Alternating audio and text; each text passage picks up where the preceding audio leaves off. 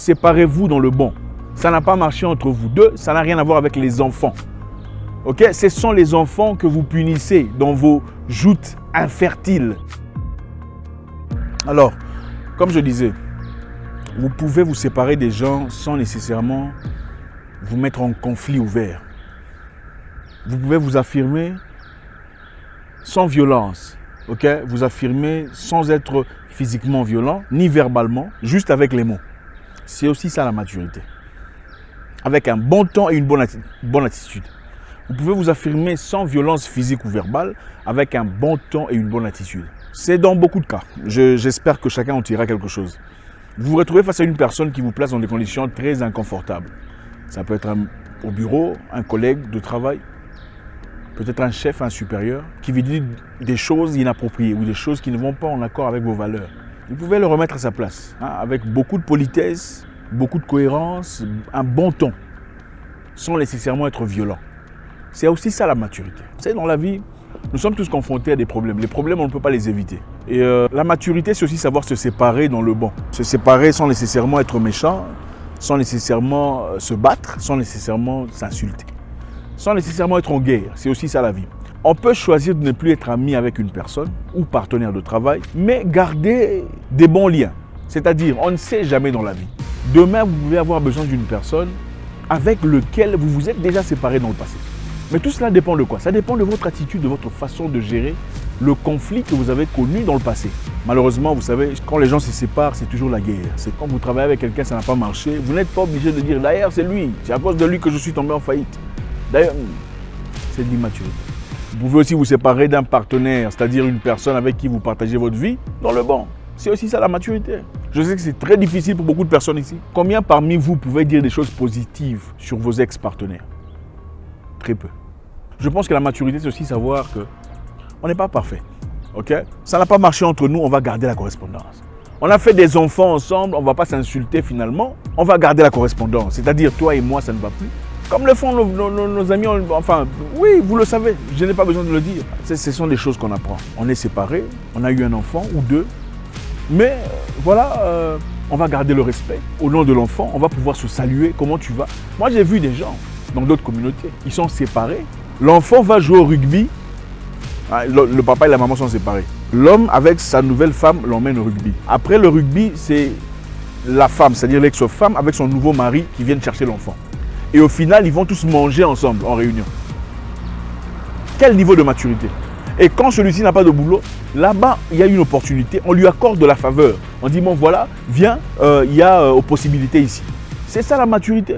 Malheureusement, dans nos communautés, c'est très compliqué. C'est toujours, il était mauvais, il était méchant. La famille des sorciers, c'est incroyable. Il faut arrêter ces bêtises et grandir. Séparez-vous dans le bon. Ça n'a pas marché entre vous deux, ça n'a rien à voir avec les enfants. Ok? Ce sont les enfants que vous punissez dans vos joutes infertiles. Ça n'a aucune substance. Ceci est valable dans beaucoup de cas. Ça pourrait être une amitié, ça pourrait être une correspondance, ça pourrait être de partenariat de travail. On peut se séparer, mon cher ami, on a essayé de travailler ensemble, ça n'a pas marché. Comme ça n'a pas marché, on ne deviendra pas subitement ennemis. Tu pars à gauche, j'irai à droite, mais on restera des confrères. Je vais vous dire une chose. Il y a des gens qui ont travaillé ensemble pour créer Dolce & Gabbana que vous connaissez. Dolce & Gabbana. Mais les propriétaires sont séparés. Ils ne sont plus ensemble. Ils ne travaillent plus ensemble. Mais ils ont malgré tout accepté de continuer à travailler en collaboration pour garder le brand, pour ne pas perdre la marque. Vous voyez le niveau de maturité. Donc, vous n'êtes pas toujours obligé de toujours être en guerre avec les gens. C'était un mauvais, c'était un manipulateur. Non, ça n'a pas marché. Bon, écoutez, à partir d'aujourd'hui, moi, je ferai A, B, C, D. Toi, tu feras ça. On ne va pas se croiser, mais on se croisera peut-être de temps en temps pour se dire bonjour et pour évoluer. C'est ça, la maturité. Il y a très longtemps, certaines personnes créaient des chaussures, okay, une entreprise de chaussures pour sportifs. À un moment donné, il y a eu une difficulté, ils ne pouvaient plus travailler ensemble. Ils ont choisi de se séparer. Qu'est-ce qui s'est passé après? Après, l'un deviendra Puma, l'autre deviendra Adidas. Ils ont commencé ensemble. Ensemble, ils ne pouvaient pas travailler correctement. Mais à un moment donné, ils ont dit, bon, ok, moi je vais à gauche, toi tu vas à droite. L'un est devenu Puma, l'autre est devenu Adidas. Mais comment ils ont fait? Pour avoir Puma et Adidas, ils ont collaboré malgré leurs différences. Ils ont collaboré malgré leurs différences. C'est-à-dire, mon cher ami, moi je suis Puma, toi tu es Adidas, on s'est séparés, mais j'ai découvert un truc intéressant. Viens, je vais te partager la technologie, comme ça tu pourras aussi évoluer. C'est comme ça qu'ils ont évolué. Ça c'est la première chose. Séparez-vous dans la paix. ça ne marche pas entre vous, réalisez que vous êtes peut-être différents, peu importe la situation, que chacun fasse sa vie sans nécessairement salir les autres. Ce n'est pas intéressant, c'est immature. Deuxième chose, on a besoin de fierté dans la vie, la dignité. Pour être un homme, un humain, il faut comprendre une chose, il faut avoir la dignité dans la vie. La dignité est plus importante que le respect. La dignité est plus importante que le respect. La dignité, ça veut dire savoir se valoriser au-delà des difficultés qu'on rencontre. La dignité, ça veut dire tu ne me marcheras pas dessus parce que tu me donnes du pain. C'est ça la dignité. La dignité, c'est dire je ne m'associerai pas à un gouvernement bandit, voyou, voleur, tueur, manipulateur pour avoir un bol de riz. C'est ça la dignité. Il faut retrouver la dignité. Beaucoup de gens, malheureusement, ont perdu la dignité. Ils sont prêts à lécher les bottes de n'importe qui pour avoir un petit morceau de pain ou de pizza, pour avoir une petite voiture.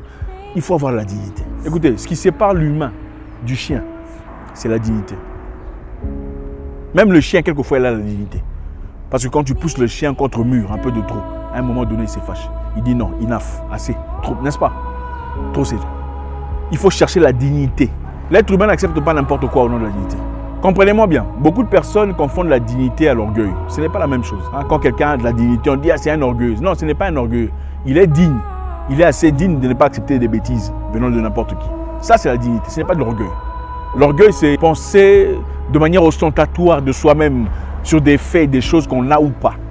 La dignité, c'est savoir mesurer à quel niveau on accepterait ou tolérer certaines histoires ou pas. C'est très différent. C'est-à-dire, il faut savoir ses propres limites. Donc ça, j'accepte, mais ça, je ne tolérerai pas. C'est ça la dignité. C'est-à-dire, on n'accepte pas n'importe quoi parce qu'on a des faveurs. On n'accepte pas n'importe quoi venant de son boss parce qu'il nous paye l'argent. Écoutez, comprenez-moi bien. À un moment donné de la vie, quand vous traversez des moments difficiles, il faut accepter certaines histoires pour avoir quelque chose et avancer. C'est pour avoir quelque chose et avancer. Ce n'est pas pour rester là pour toujours. Vous comprenez? Donc, vous vous rabaissez pendant un temps pour gagner certaines histoires. Ensuite, vous allez ailleurs, vous avancez, vous progressez. Vous ne restez pas sous le joug de quelqu'un pour toujours. Une personne qui vous insulte, une personne qui vous dénigre, qui vous dégrade. Ce n'est pas digne. On ne tolère pas ça seulement parce qu'on a un salaire. À un moment donné, il faut se révolter, il faut se libérer. Les esclaves n'étaient pas toujours dans les mauvaises conditions, croyez-moi. Les esclaves n'étaient pas toujours dans des mauvaises conditions. Pas chaque jour. À un moment donné, ils ont dit trop, c'est trop.